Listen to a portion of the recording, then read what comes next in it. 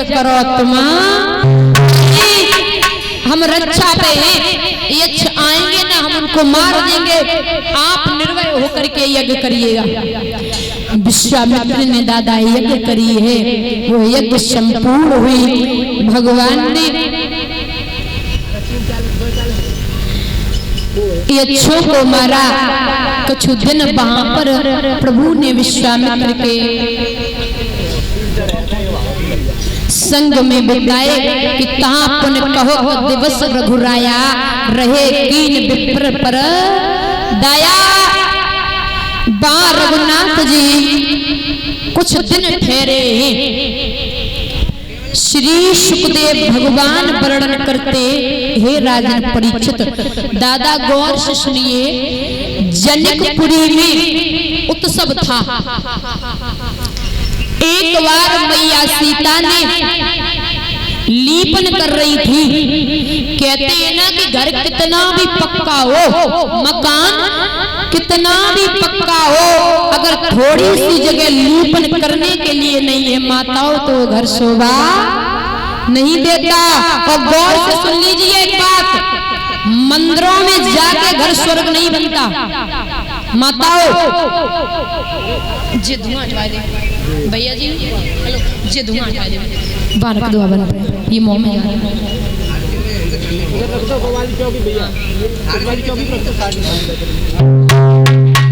कहती है दादा माताओं, मंदिरों में जाकर के स्वर्ग नहीं मिलता। स्वर्ग पता है कहाँ होता? अपने घर में। जहाँ प्रेम होता है वहाँ स्वर्ग होता। घर तो सब बनवा लेते हैं, पता है, मकान सब बना लेते हैं, लेकिन घर बनाने में टाइम लगता। मकान क्या है? ईट ले आओ, बालू ले आओ, सीमेंट ले आओ, लगवाए तो मिस्त्री पकड़ लाओ, मकान बन के खड़ो होएगा, पता है। लेकिन घर बनाने में समय लगता है, जिंदगी बीत जाती है। लोग कुछ वैसे होते हैं कि वो घर नहीं बना पाते। लोग सुबह मंदिरों में जाते हैं और घर में इतनी लड़ाइयां हैं कि बता नहीं सकते। मंदिरों में जाकर स्वर्ग मिलने वाला नहीं है, घर को ही स्वर्ग बनाइए। पता है, घर में अगर 2 सदस्य हैं तो वो भी प्रेम से रहना चाहिए। माताओं बड़ी प्रेम से रहना चाहिए। मैं बता दूं दादा कि मैंने कल भी समझाया था, परों भी समझाया था कि शब्द है वो सोच समझ के बोलना चाहिए। तो दादा एक बात बता दूं, अब्दुल कलाम थे ना, उनके पिताजी थे। एक बार अब्दुल कलाम की मैया ने रोटियां बनाई हैं, तो मैया को ठीक से रोटी बनानी नहीं आती थी, वो रोटी जल गई है। तो वो जली हुई रोटी थाली में रख करके अब्दुल कलाम की मैया लेकर के चली गई।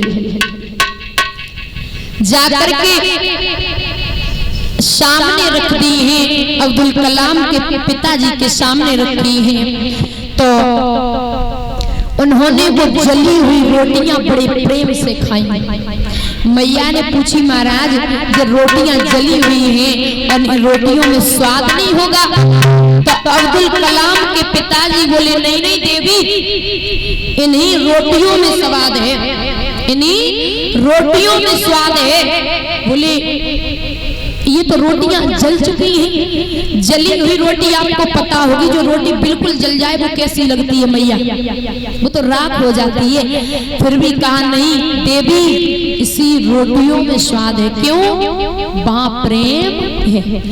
जब अब्दुल कलाम की मैया वहां से चली गई है तो उसके बाद में वही रोटियां अब्दुल कलाम ने खाई तो उन्हें रोटियां बिल्कुल अच्छी नहीं लगी। जवाब दियो है कि पिताजी आप तो कहते थे कि इन रोटियों में बड़ा स्वाद है, लेकिन इन रोटियों में बिल्कुल स्वाद नहीं है। बोले लाला एक बात सुन ले, एक बात गौर से सुनना।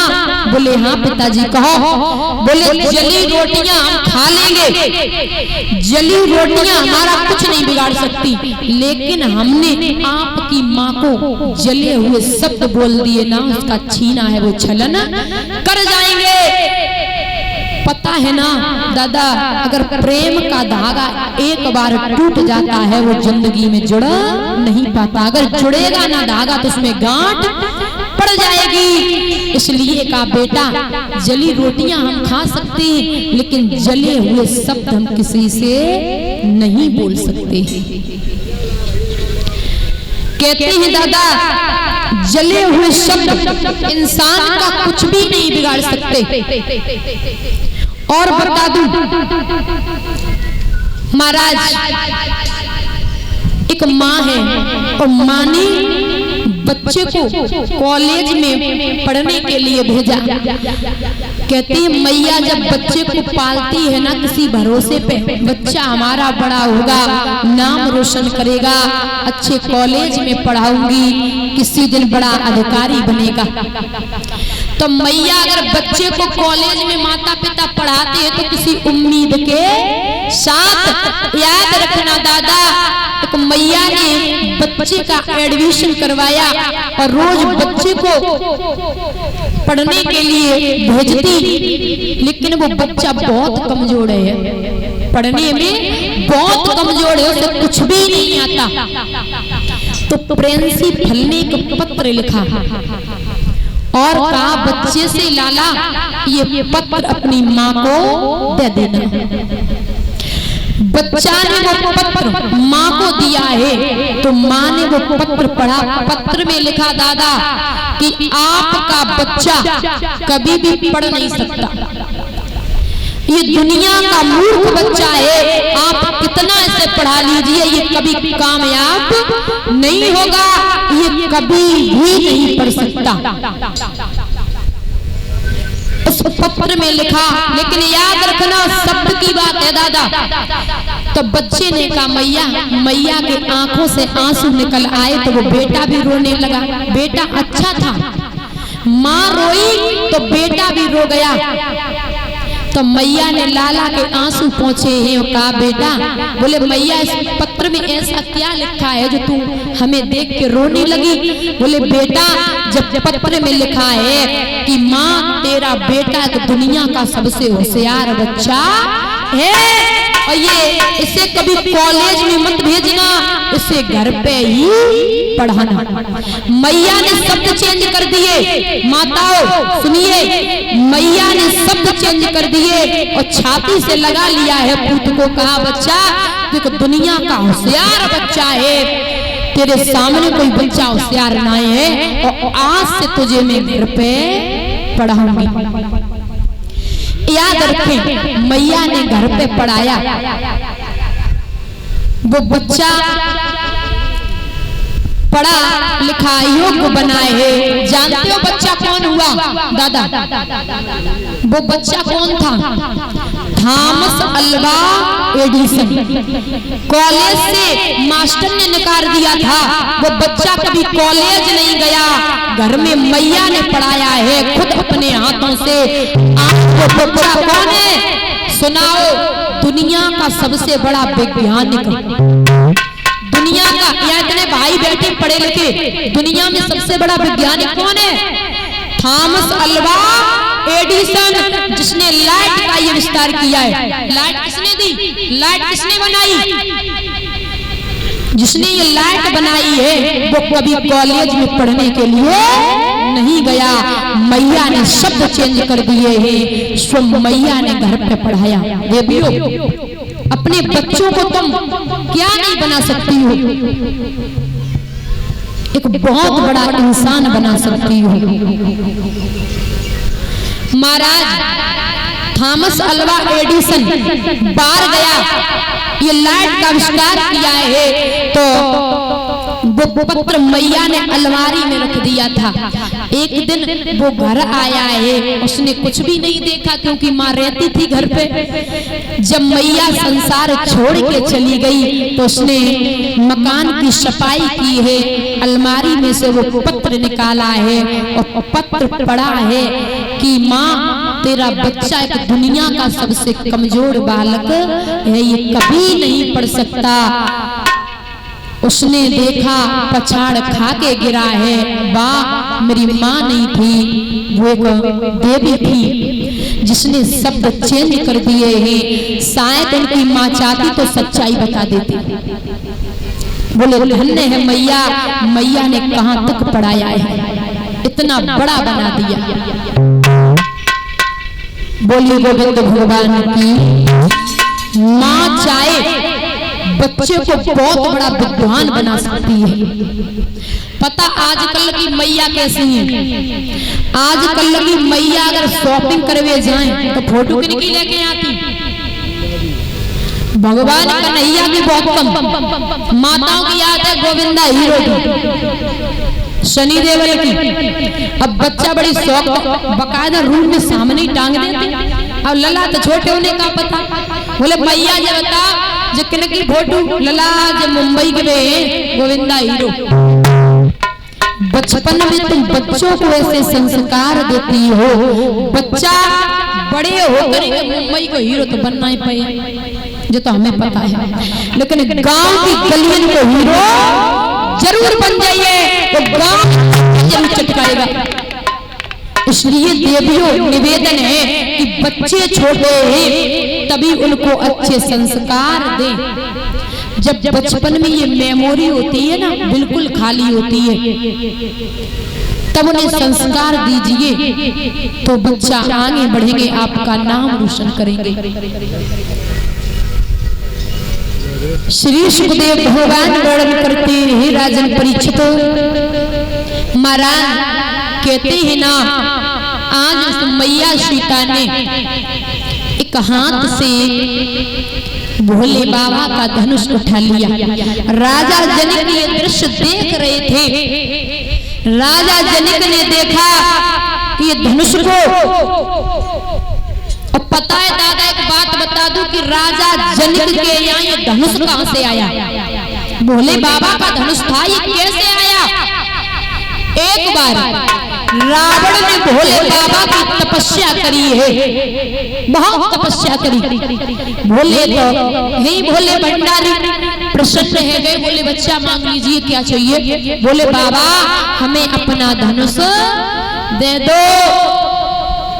बोले एक बात सुन ले, धनुष में दे दूंगा, अगर आपने कहीं धनुष को रख दिया तो दोबारा उठा नहीं पाओगे।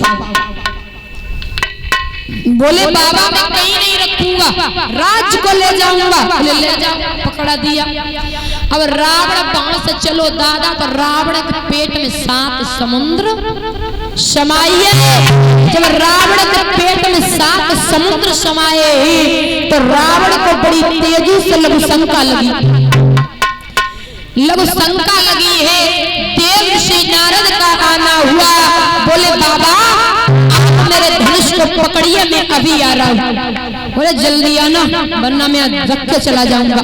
बोले महात्मा बस पकड़ ले। वो पकड़ाए दियो। 1 घंटा बीत गया, रावण नहीं आया। 2 घंटे बीत गए, रावण नहीं आया। 3 घंटे बीत गए, रावण नहीं आता। कहां से? पेट में 7 समुद्र समाये हुए हैं। देवर्षि नारद ने धनुष को रखा, बांस से चले गए। रावण आया, रावण उस धनुष को उठाता रहा दादा, लेकिन उठा नहीं पाया। जब धनुष को ना उठा पायो है, राजा जनक का वो राज्य था सामने। जनक ने देखा ये धनुष, तो उस धनुष को उठवाया है, लेकिन वो धनुष किसी ने उठा नहीं पाया। वही धनुष को दादा खिंचवा करके राजा जनक ने अपने महलों में रख लिया। वो धनुष इस प्रकार से राजा जनक के यहाँ आया। मैया सीता ने, किसी जनक के दुलारी सीता ने बचपन में कौतुक दिखलाया श्री शंकर जी का महाधनुष, और एक हाथ से उठाया है। जनक ने प्रण किया कि जो ये धनुष तोड़ देगा उसी के साथ में अपनी बिटिया सीता का विवाह कर दूंगा। कि जिस महावीर की महाशक्ति ये धनवा तोड़ गिराएगी, बस उसी वीर को निर्विवाह जानकी विवाही। ध्यान रखें,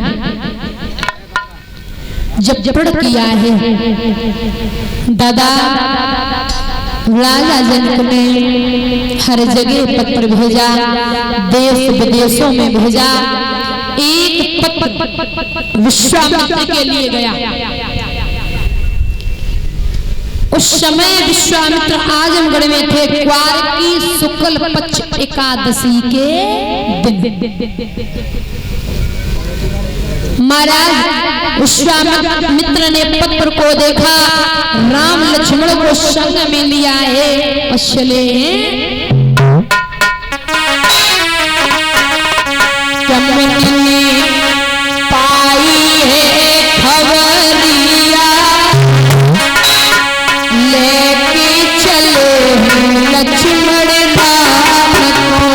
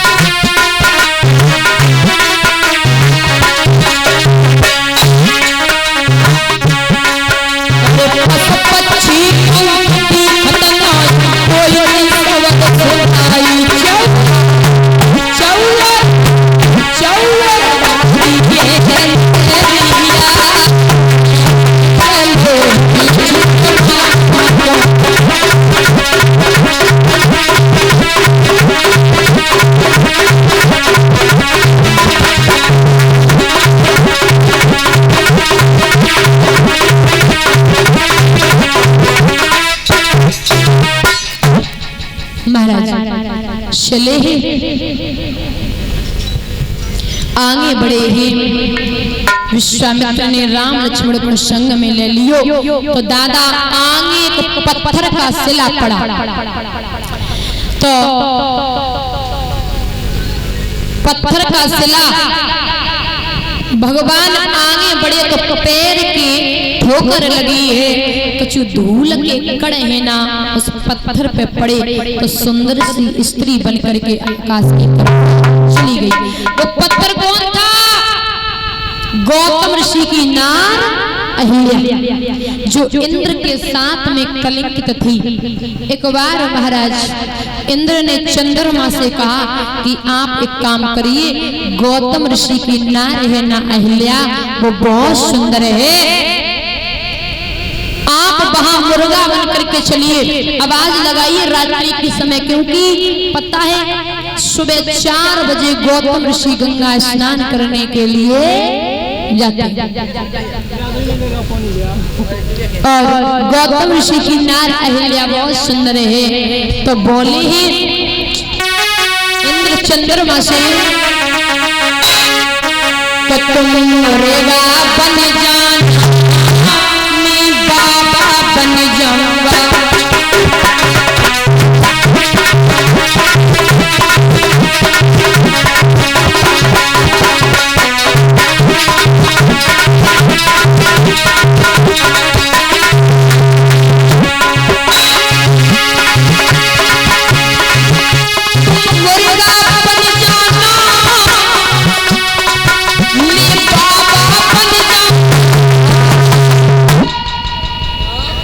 तुम द्वारे पे रहना, मैं घर से आऊंगा।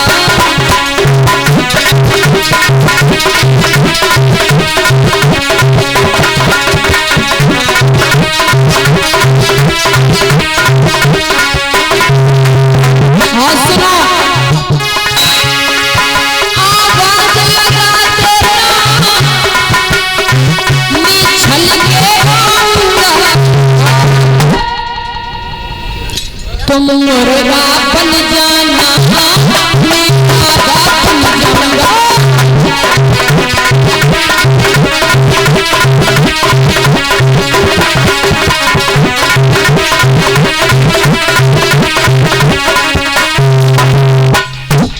महाराज जवाब दियो है, तो दादा रात्रि के समय में चंद्रमा आवाज लगाई है मुर्गावन के। गौतम ऋषि ने देखा कि सुबह हो गया। क्या किया? बादर उठारो बामुरगानी गजब करेदार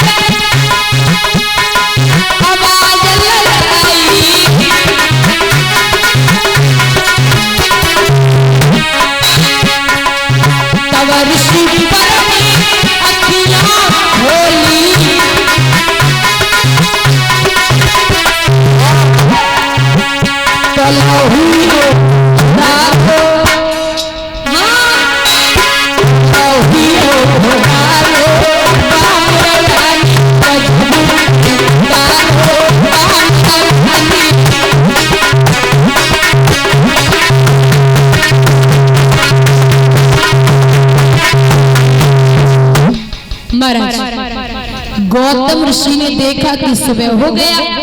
कमंडल को उठाया और चल दिए ही पहुंचे हैं गंगा मैया के पास। गंगा मैया ने जवाब दिया, गौतम लौट जाइए। समय देखते हो कितना समय हो रहा है, तेरे घर में चोरी हो रही है, लौट जा। और कहा तू निकला क्यों है, घर से क्यों निकला है? महाराज गंगा मैया ने जवाब दिया, सुन ले कि तू निकला काहे घर से, तेरे घर में छिप करके एक चोर आया, तू काहे घर छोड़ आया।